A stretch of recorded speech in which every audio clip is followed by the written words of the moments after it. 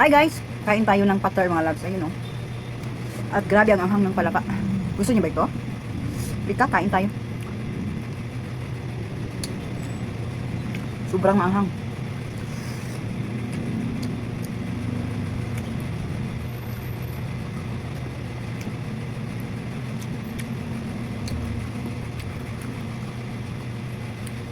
Grabe.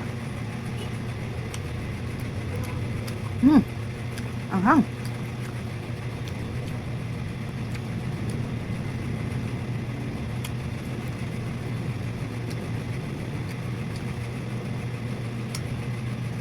Alam niyo ba yung pater?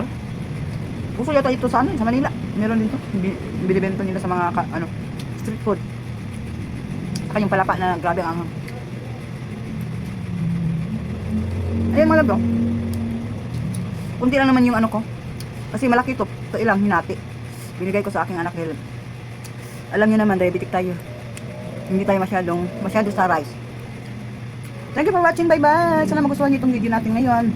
Na nagmukbang tayo ng konti.